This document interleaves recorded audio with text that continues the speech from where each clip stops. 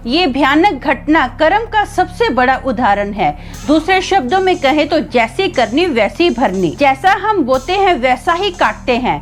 पे back time, यही बात है। इससे कोई फर्क नहीं पड़ता कि कौन इस पर विश्वास करता है या नहीं, लेकिन इस चौंकाने वाले मामले ने कानून का पालन करने वाले पूरे समुदाय का विश्वास हिलाकर रख दिया था। इस भूतिया हरकत के आगे पुलिस को भी घुटने टेकने पड़े, क्योंकि सारे सबूत गैर इंसानी हरकत की तरफ इशारा कर रहे थे। ये सबसे अजीब मामला है जिसमें हर कोई स्पीचलेस रह गया। हेलो दोस्तों, मेरा नाम अमन है। मैं आप सभी के मनपसंद यूट्यूब चैनल कहानी रंगमंच में आपका स्वागत करती हूं। उम्मीद करती हूँ कि आप सभी अच्छे और स्वस्थ होंगे। इसी तरह की वीडियो देखने के लिए आप मेरे चैनल को सब्सक्राइब कीजिए और हाँ, बेल आइकन को दबाना मत भूलना, ताकि आपको आने वाले वीडियो की नोटिफिकेशन मिलते रहें। तो चलिए शुरू करते हैं आज का भयानक किस्सा। दोस्तों, आज का जो किस्सा है ये दिल्ली का किस्सा है। वहाँ पर एक विशाल नाम का लड़का रहता है। ये रेंट के घर में रहता है। इसका जो घर है वो इस तरह से बना हुआ है कि एंट्रेंस में ही हॉल है, हॉल से लगता हुआ राइट साइड में किचन है और किचन से लगते हुए सीढ़ियाँ हैं। सीढ़ियों के एग्जिट ऑपोजिट मतलब लेफ्ट साइड में एक बड़ी सी दीवार है और सीढ़ियों के ऊपर एक रूम बना हुआ है। विशाल को आदत है रात को बहुत लेट सोने की। ये ना अपना मोबाइल ऑपरेट करता रहता है। इसको कम नींद आने की वजह इसने एक बार डॉक्टर से पूछा तो डॉक्टर ने बताया कि क्या तुम रात को मोबाइल यूज करते हो, तो इसने बोला हाँ। तो डॉक्टर ने बताया कि जो तुम रात को मोबाइल यूज करते हो ना, तो इसकी जो लाइट है सीधी आंखों पर अपना असर करती है, जिसकी वजह से तुमको ये प्रॉब्लम होगी है। तो बेहतर होगा कि तुम सोने से पहले ना अपना मोबाइल ऑपरेट मत करो। लेकिन इसको आदत है रात के वक्त ही पूरा ईमेल चेक करने का। दिन भर ये अपना काम पर लगा रहता है, सिर्फ रात को ही ये अपने सारे ईमेल चेक करता है। तो अभी इसको आदत से मजबूर है। इसके ऑटोमेटिक जो हाथ है ना इसके मोबाइल पर चले जाते हैं। एक बार रात का वक्त होता है, ऐसा ही होता है, आधी रात होती है, ये अपने सारे ईमेल चेक करता है। चेक करते करते ना ये अपना मोबाइल बंद करने ही वाला होता है, तो अचानक से कैमरा ऐप पर ना इसका हाथ पड़ जाता है और इसके मोबाइल के पीछे का कैमरा जो है ना वो चालू हो जाता है। और अब ये अपने रूम में है, पूरा अंधेरा है, तो इसको ना ऐसा महसूस होता है कि जैसे इसी के रूम के अंदर एक कोने में ना एक चमकती हुई परछाई खड़ी है। ये परछाई को देखकर एकदम चौंक जाता है और विशाल ना अपना मोबाइल अपने हाथ से फट से ऐसे हटाता है और उस परछाई की ओर ध्यान से देखता है, लेकिन इसको वहां पर परछाई नजर ही नहीं आती है। ये फिर से अपने मोबाइल का कैमरा ऑन करता है और जहां पर इसको चमकती हुई परछाई नजर आई थी ना, ये उसी तरह अपने मोबाइल को ऑन करके कैमरे से देखता है, लेकिन इसको उस वक्त वहां पर कुछ नजर नहीं आता है। तो ये सोचता है कि हो सकता है मेरे मन का वहम हो। तो विशाल क्या करता है, अपने मोबाइल को बंद करता है और अपना सोने के लिए बेड पर लेट जाता है। ये सोने के लिए लेट तो गया है, लेकिन इसको नींद नहीं आती। इसको ऐसा लगता है कि मेरे मन का वहम था। फिर ये सोचता है नहीं, मैंने सच में अपनी आंखों से उस चमकती हुई परछाई को देखा है। ये ध्यान से मोबाइल से देखता है तो इसको ना उसी कोने में चमकती हुई वही परछाई फिर से दिखाई देती है। ये बहुत घबरा जाता है कि ये क्या है।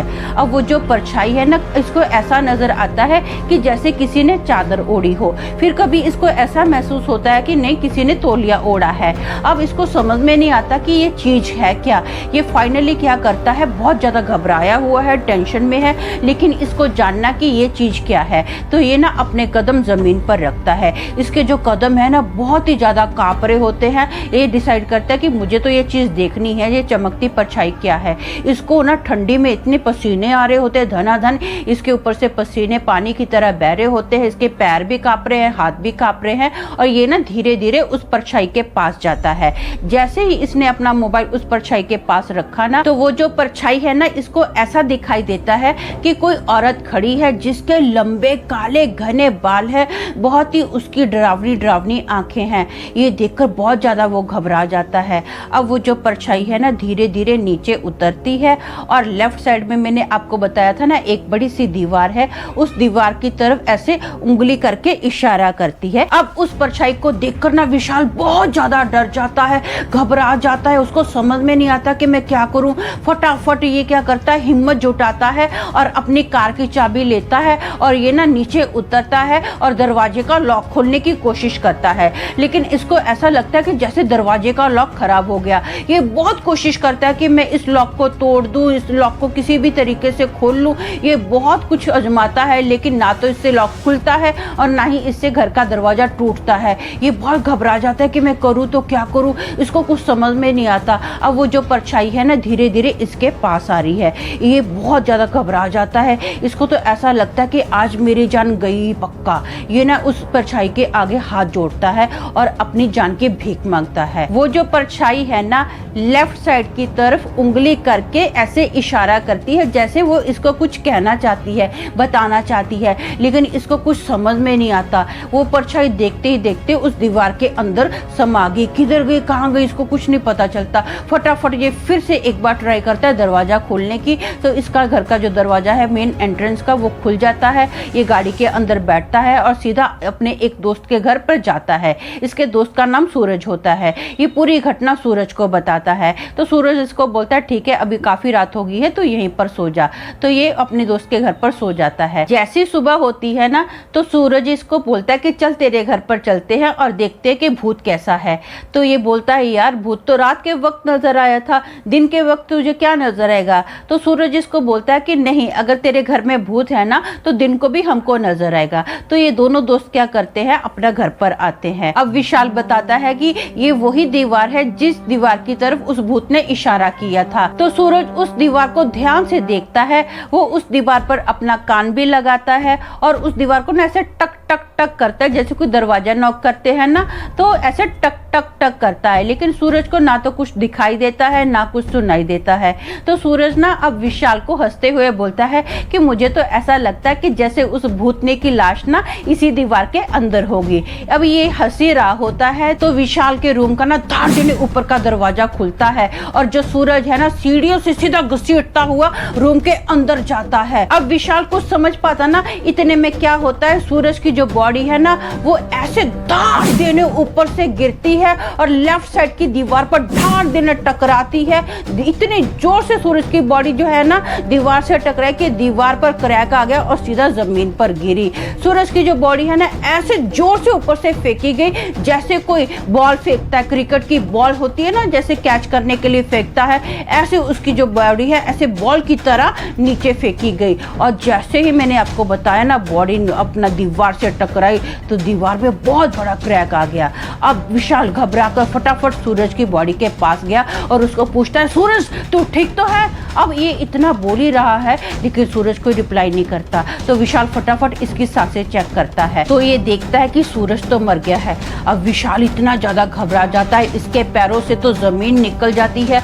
ये फटाफट उस घर से भागता है और सीधा पुलिस के पास जाता है और पूरी घटना बताता है। पहले तो पुलिस इस पर विश्वास नहीं करती है लेकिन ये बोलता है कि सच में मेरे दोस्त की जो बॉडी है ना उस घर में पड़ी है। अब बॉडी की बात आई तो पुलिस वालों को विशाल की बात पर भरोसा करना ही पड़ा। पुलिस विशाल के साथ आती है और देखती है कि सच में सूरज की जो बॉडी है इसके घर में पड़ी है। तो पुलिस का जो पहला शक होता है ना विशाल पर ही जाता है। पुलिस इससे काफी सवाल जवाब करती है, काफी रूड भी बिहेव करती है, लेकिन ये जो है अपनी वही बात पे अड़ा हुआ है कि ऐसा ऐसा मेरे साथ हुआ है, आप मेरी बात पर भरोसा करो।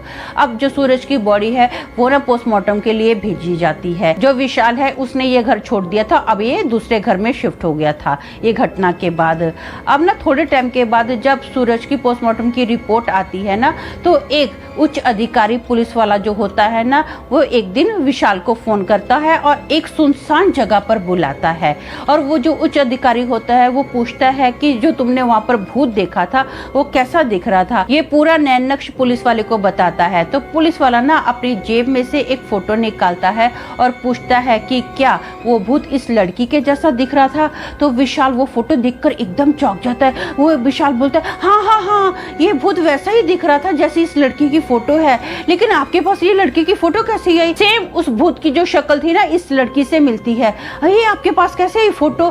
तो पुलिस वाले बताते हैं कि तुम्हारे दोस्त के घर में हम लोगों ने छानबीन की तो सूरज के घर से ना हमको एक डायरी मिली।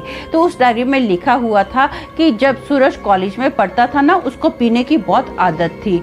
तो एक बार वो एक पार्टी से अपने घर के लिए आ रहा होता है और उसने बहुत ज्यादा ड्रिंक किया हुआ था। उसकी गाड़ी के आगे ना एक लड़की अपना स्कूटी चला रही थी, लेकिन सूरज इतनी ज्यादा फास्ट गाड़ी चला रहा था कि उसकी गाड़ी कंट्रोल में नहीं थी। तो उसने क्या किया, इस लड़की को जोर से टक्कर मारी, जिसकी वजह से उसकी गाड़ी इस लड़की पर चढ़ गई थी। सूरज ने बहुत दूर जाकर अपनी गाड़ी रोकी और फटाफट इस लड़की के पास आया तो देखा कि ये जो लड़की है ना बहुत बुरे से तड़प रही है, इसकी हालत बहुत ज्यादा खराब है।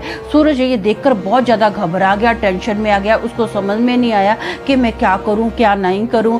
उसको लगा कि अगर इसको कुछ हो गया और पुलिस ने मुझे पकड़ लिया, मेरा पूरा करियर बर्बाद हो जाएगा। तो डर के मारे ना सूरज ने इस लड़की को वहीं पर तड़पता हुआ छोड़ दिया था। अब सूरज अपने घर पर चला गया था। अगली सुबह उसको पता चला कि ये जो लड़की है मर गई है। उस दिन के बाद ना सूरज ने हमेशा के लिए दारू पीना छोड़ दिया था। तो विशाल बोलता है, हाँ मैंने उसको पूछा था, कॉलेज में कई बार पूछा था कि यार तूने दारू पीना कैसे छोड़ दिया, अचानक से तुझे क्या हो गया। जब मैं ऐसा उसको पूछता था ना सूरज को, तो विशाल ने बताया वो ना थोड़ा अनईजी फील करता था, कुछ रिप्लाई नहीं करता था, घबरा जाता था, मुझे कुछ बोलता नहीं था। आज तक मुझे नहीं पता चला कि उसने दारू पीना क्यों छोड़ दिया था। अच्छा ये वजह थी? तो पुलिस वाला बोलता है कि हाँ यही वजह थी। और वो जो लड़की थी ना, जिस घर में तू रहता है ना, तेरे से पहले वो लड़की उस घर में रहती थी। उसकी डेथ जो है ना सूरज के कारण हुई थी। मुझे तो लगता है कि उस लड़की ने, तूने बताया था ना कि इस दीवार की तरफ इशारा कर रही थी, तो वो जो लड़की थी तुझे ये बताने की कोशिश कर रही थी कि ये वही जगह है जहाँ पर मैं सूरज को मारूंगी। उस लड़की ने तेरे पे अटैक नहीं किया, उस लड़की ने सीधा सूरज पे अटैक किया क्योंकि वो अपना बदला लेना चाहती थी। ये सुनकर विशाल बहुत ज्यादा चौंक जाता है। पुलिस वाले ने बताया कि कानून तो भूत प्रेत पे भरोसा नहीं करती है, इसलिए हमको ये जो केस है ना अनसॉल्व ही छोड़ना पड़ेगा।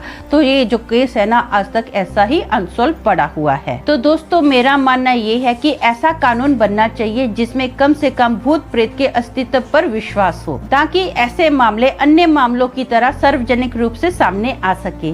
तो आज के लिए बस इतना ही। कल फिर मिलेंगे और एक भयानक किस्से के साथ। तब तक के लिए शालूम, शांति और सलाम।